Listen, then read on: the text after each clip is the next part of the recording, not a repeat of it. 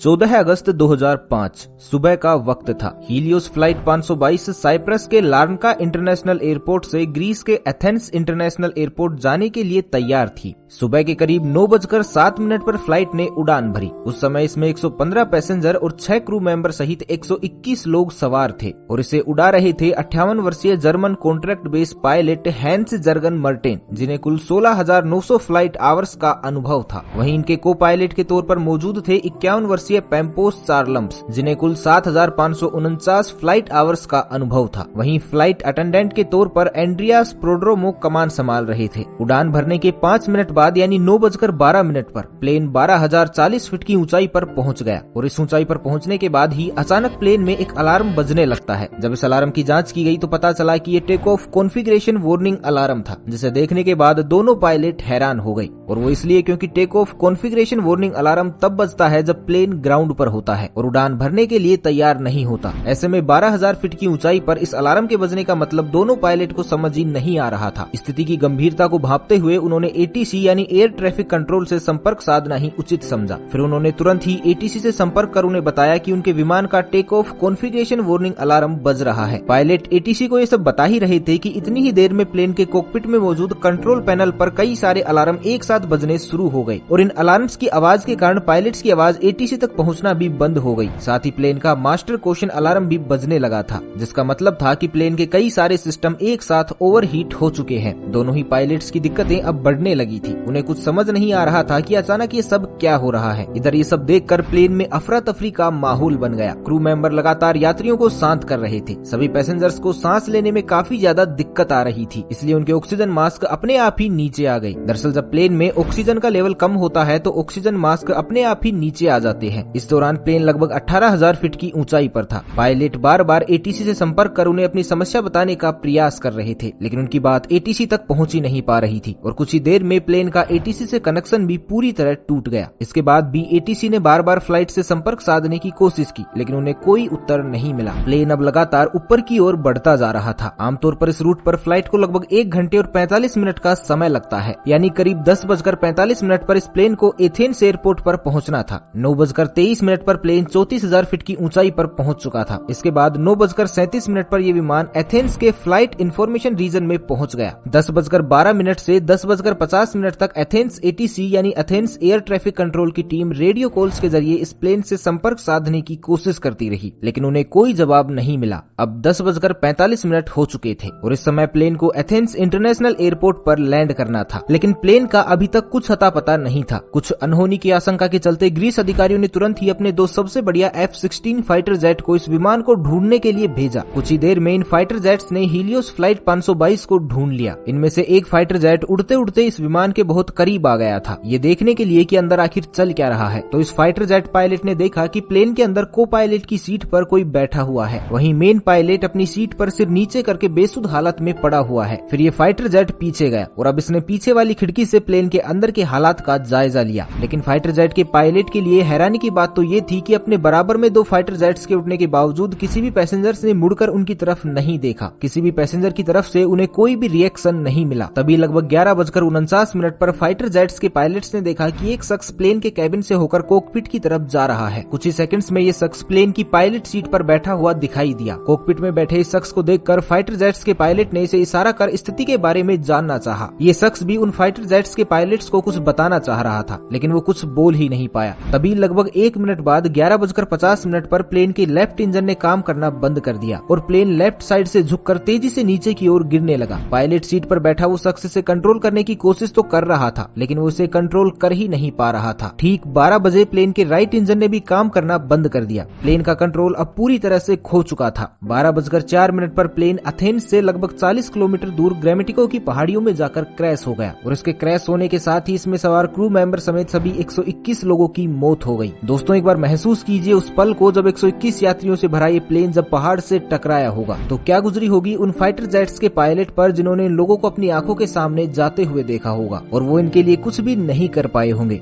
इसके बाद ग्रीस में फ्लाइट 522 के क्रैश होने की खबर सभी जगह आग की तरह फैल गई। तुरंत रेस्क्यू ऑपरेशन चलाया गया। सभी 121 लोगों की डेड बॉडी को एक एक करके ढूंढकर बाहर निकाला जाने लगा। लेकिन जब हादसे में मिली कुछ लोगों की डेड बॉडी की ऑटोप्सी की गई तो एक चौंका देने वाली बात सामने निकल कर आई। दरअसल जहाज में में मौजूद ज्यादातर सभी लोग और पायलट्स प्लेन के क्रैश होने से पहले ही मर चुके थे। तो अब यहाँ सबसे बड़ा सवाल ये था कि जब पायलट प्लेन के क्रैश होने से पहले ही मर चुके थे तो लगभग 2 घंटे तक प्लेन का कंट्रोल किसके पास था। तो दोस्तों, हमने वीडियो की शुरुआत में एक व्यक्ति का जिक्र किया था, फ्लाइट अटेंडेंट एंड्रियास प्रोड्रोमो। जी हाँ, वो एंड्रियास प्रोड्रोमो ही थे जिन्होंने अभी तक इस जहाज को संभाले रखा था, क्योंकि अंत में उनकी ही आवाज एटीसी को सुनाई दी थी। एंड्रियास ने करीब 5 बार मेडे मेडे कहकर मदद की गुहार लगाई थी।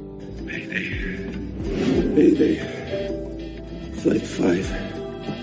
एंड्रियास के पास यूके कमर्शियल पायलट का लाइसेंस तो था, लेकिन उन्हें इतना एक्सपीरियंस नहीं था कि वो बोइंग 737 जैसे प्लेन को कंट्रोल कर सके। लेकिन बावजूद इसके वो इस विमान को घनी आबादी के क्षेत्र से दूर ले जाने में कामयाब रहे। जब एक्सपर्ट्स ने इस घटना के पीछे की वजह जानने के लिए जांच शुरू की तो उसमें सामने आया कि जब प्लेन लेफ्ट साइड में झुक गया था तो इसका कारण ये था कि प्लेन के लेफ्ट इंजन में फ्यूल खत्म हो गया था। लेकिन अभी भी इस हादसे की जड़ तक पहुंचा जाना बाकी था। तभी अचानक एक इन्वेस्टिगेटिव ऑफिसर की नजर कंट्रोल पैनल के एक बटन पर पड़ी और ये बटन था प्लेन के प्रेशर को सेट करने का। इस बटन को देखते ही उस ऑफिसर को पूरी कहानी समझ में आ गई। आपकी जानकारी के लिए बता दें कि प्रेशराइज बटन पूरे जहाज में एयर का प्रेशर कंट्रोल करता है। जनरली जहाज के बाहर लगे इंजन बाहर की हवा को थोड़ा थोड़ा करके अंदर भी भेजते रहते हैं ताकि विमान के अंदर बैठे लोगों को ऑक्सीजन मिल सके। आमतौर पर इस प्रेशराइज बटन को ऑटोमेटिक मोड पर ही रखा जाता है और अगर कभी इसे मैनुअल मोड पर किया भी जाए तो कैप्टन व को पायलट को इसका ध्यान रखना पड़ता है। अब हादसे की जड़ तक पहुंचने के लिए हम आपको घटना से एक दिन पहले ले चलते हैं, जब बोइंग 737 का ये जहाज अपनी रूटीन सर्विस पर गया हुआ था। वहाँ इसको अच्छे से चेक करके इसकी सर्विस की गई और वहीं इसकी जांच करने वाले लोगों ने इसे मैनुअल मोड पर करके इसे पायलट को सौंप दिया था। विमान की उड़ान भरने से पहले पायलट और को पायलट दोनों का इस ओर ध्यान ही नहीं गया कि उनके प्लेन का मैनुअल मोड चालू ही रह गया है और इसके कारण जहाज में धीरे धीरे ऑक्सीजन की मात्रा घटने लगी थी, जिसके कारण विमान में बैठे सभी यात्रियों को बेचैनी होने लगी। और जब कॉकपिट में बैठे पायलट्स को ये अलार्म सुनाई दिए तो उन्होंने इसके पीछे का कारण जानना शुरू किया। लेकिन एक बार के लिए भी उनका ध्यान इस ओर गया ही नहीं कि प्लेन का प्रेशराइज बटन ऑन ही रह गया है। इस वजह से कॉकपिट में भी ऑक्सीजन का लेवल घट गया था, जिसके कारण दोनों पायलट बेहोशी की हालत में जाने लगे थे। विमान के अंदर ऑक्सीजन मास्क तो सभी यात्रियों को मिल चुका था, लेकिन कॉकपिट में ऑक्सीजन मास्क अपने आप नीचे नहीं गिरते, जिस कारण से दोनों पायलट बेहोश हो गए। साथ ही प्लेन में मौजूद यात्री और क्रू मेंबर भी अब एक एक करके बेहोश होने लगे थे, क्योंकि इनकी पैसेंजर सीट के ऊपर लगा ऑक्सीजन मास्क केवल 12 मिनट तक की ही ऑक्सीजन दे सकता था और ऑक्सीजन न मिल पाने के कारण सभी लोग धीरे धीरे दम तोड़ रहे थे। प्लेन अब ऑटो पायलट मोड पर ही एथेंस की तरफ बढ़ता जा रहा था। एक समय ऐसा आया जब प्लेन में मौजूद सभी सदस्यों ने दम तोड़ दिया, केवल एक जने को छोड़कर, और ये थे फ्लाइट अटेंडेंट एंड्रियास प्रोड्रोमो। अब आप भी यही सोच रहे होंगे कि आखिर एंड्रियास इतने लंबे समय तक कैसे जीवित रहे। तो आपको बता दें कि एंड्रियास एक स्कूबा डाइवर थे और क्योंकि स्कूबा डाइवर अपनी सांसों को लंबे समय तक रोक पाने में सक्षम होते हैं, इसलिए वो अब तक जिंदा रहे। लेकिन ऑक्सीजन प्रॉपर न मिलने के कारण अब उनकी भी हालत खराब हो चुकी थी। लेकिन जैसे तैसे करके वो कॉकपिट तक पहुंचे और प्लेन को कंट्रोल करने की कोशिश करने लगे। लेकिन एथेंस तक पहुंचते पहुंचते ये प्लेन यात्रियों की जगह उनकी लाशों से भर चुका था। एंड्रियास अंत तक प्लेन को कंट्रोल करने की कोशिशों में लगे रहे, लेकिन दुर्भाग्यवश वो इसमें सफल नहीं हो सके और अंततः प्लेन पहाड़ियों में जा टकराया और इसमें सवार सभी 121 लोगों की दुखद मौत हो गई। इस घटना के लगभग 15 महीनों बाद ग्रीस के अधिकारियों ने इस घटना की रिपोर्ट पेश की, जिसमें बताया गया कि इस पूरी घटना के लिए सिर्फ और सिर्फ एक बटन जिम्मेदार था, प्लेन का प्रेशराइज बटन, क्योंकि ये बटन उस वक्त मैनुअल मोड पर था।